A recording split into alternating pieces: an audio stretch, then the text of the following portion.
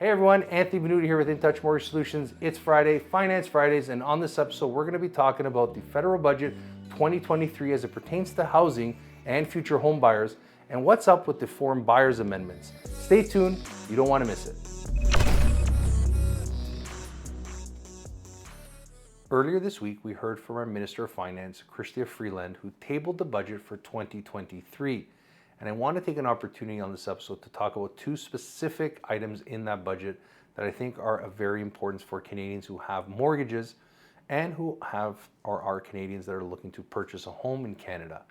And the other thing I would like to touch upon is the foreign buyers ban, the amendments that are being made or that were created in order to allow non-Canadians to purchase homes in Canada, coming off the fact that the ban was just initialized back on January 1st, 2023. Let's kick off by talking a little bit about budget 2023 and the $43 billion spend that will basically take place over the next 6 years has definitely faced a lot of criticisms amongst Canadians who believe that a lot of their concerns were not addressed in this budget, and especially surrounding items like housing affordability, and the creation of new housing supply. These are some major pushbacks that we're hearing from economists and other strategists in the media. Now, obviously there are major concerns, major headwinds there. There are obviously some major products or major incentives for Canadians, depending on where you are, what walk of life you're in. But I want to take the opportunity and talk about two specific items. One being the Financial Consumer Agency of Canada putting in guidelines for mortgages, for the banks to help Canadians who are finding themselves in exceptional situations who require relief. So what does all that mean? Firstly, I think it's important to understand the Financial Consumer Agency of Canada is a watchdog. They are basically a federal agency who monitors and protects consumers in the banking space. They also provide financial literacy. It is a consumer protection agency. And the fact that they're actually putting into the budget measures or guidelines that will help Canadians and banks ensure stability with their mortgages to keep them in their homes basically is a very important piece of legislation, because we already know that the banks were actually doing this already. The banks on their own accord were helping Canadians by allowing them to increase their amortizations well beyond the 25 or 30-year mark. They were allowing clients to up their mortgage amounts, adding back some of those interest costs to their principal balance.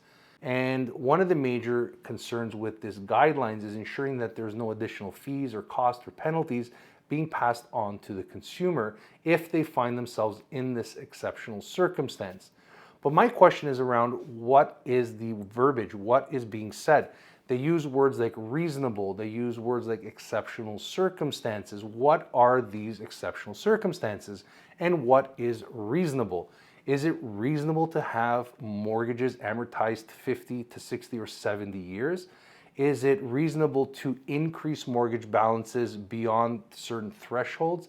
Keeping in mind that Canadians purchasing homes right now have to undergo existing stress test rules.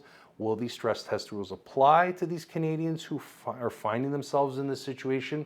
That is something that we endeavor to find a little bit more about as we progress and as we hear more about it. But I do want to address one concern that I know many viewers are actually thinking. And this is something that we've had conversations about is, well, if the federal government, if Ottawa is going to implement guidelines, and if the banks are doing this already, well, what does this mean for the potential real estate market? Because if we don't end up seeing all these homes going into power of sale or foreclosure, and these individuals having to list their homes on the market, especially considering right now that we are still at a 20-year low when it comes to inventory, and we are still facing pretty solid home prices. They have come down from their highs, but are still relatively expensive, especially in the major hotspots. Well, what does this mean for home prices moving forward? Is it going to bolster home prices? Is it going to put a floor under these home prices? These are the questions that we're looking to find out. So what does this necessarily equate to? Well, it's important to understand first and foremost that banks do not want their assets, their portfolios of mortgages and homes to depreciate. They don't want those portfolios to crash because that would put them in a very dangerous situation. And if you recall, OSFI, the Office of the Superintendent of Financial Institutions, well, their main job is to ensure that the banks remain liquid and well capitalized, and that they've put together, some money, those funds, those $2.5 billion across the board within the major banks to ensure that they have enough money in case a lot of these loans or mortgages goes bad. And all this comes on the tails of what has happened in the US just over the last month as we heard of the collapse of some of the major banks. So these are some major questions here in the Canadian banking system, especially now that it is in writing. What do you think this means for the Canadian real estate landscape moving forward? Now, just as a quick, little point here, part of the Financial Consumer Agency of Canada, they are talking about increasing that CDIC insurance. Basically, that's the Canadian Deposit Insurance Corporation. It is currently at $100,000. They're looking at bumping it up. We don't know exactly what it's going to look like, but those are some of the major conversations. Now, I want to shift gears and talk a little bit about the First Home Savings Account, that tax-free savings account that is eligible for Canadians who are under the age of 40 and are able to put aside $40,000 towards the purchase of their first home.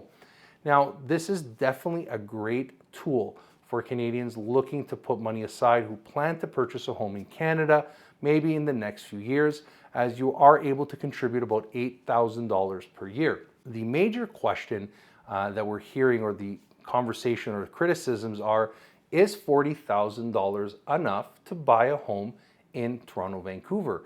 Could the government have done more with this particular program? And the questions around what they had done in the past with the first-time home buyers incentive plan. You may recall that's the one where if you purchase a resale home, well, they give you 5% of the equity, or if you purchase a new construction, they'll give you 10%. Well, that particular program failed miserably, especially in the major cities. And that was the question, is like, will the government's program here help Canadians? Is it going to be something that's going to benefit Canadians? Or is it just smoke and mirrors? And that was the conversation amongst many Canadians. Now shifting gears, let's talk a little bit about the foreign buyers amendments, the changes that have come on March 27th. And we definitely heard from CMHC, who's already updated their website to discuss these changes. So the changes came from the Minister of Housing and Diversity and Inclusion, Ahmad Hussain. And this is very interesting because just in January of 2023, the foreign buyers ban kicked into effect. And the conversation right now is on whether or not, or why they're walking back these changes, I should say. Was the verbiage or the wording actually, problematic? And is it actually going to do anything in the Canadian real estate market? We've heard from individuals like Benjamin Tal who've come on and said, well, look, and you have to take what everyone says with a grain of salt, but I do believe what he's saying has some merit. We have to increase the supply of purpose-built rental, not to decline, to reduce it. And that's exactly what's happening. I spoke to tens of players in the industry. They are struggling with that. It doesn't make sense. And I think that it's time to put a lot of pressure on the government to re-examine it. And we have to do it now. You cannot wait for the next 2 years and say it will go away. No, you have to do it now, because every minute that passes costs money and reduces supply in a time when we have to run faster to stay in the same place when it comes to supply. Doesn't it seem like these details should have come to light maybe before it came into being? January 1st, it took effect, the ban took effect. Why wasn't this talked about previously, Benny? That's a good question. I really don't have a good answer for that. And I hope that now there is a sense of urgency to move on it, because it's beyond the housing.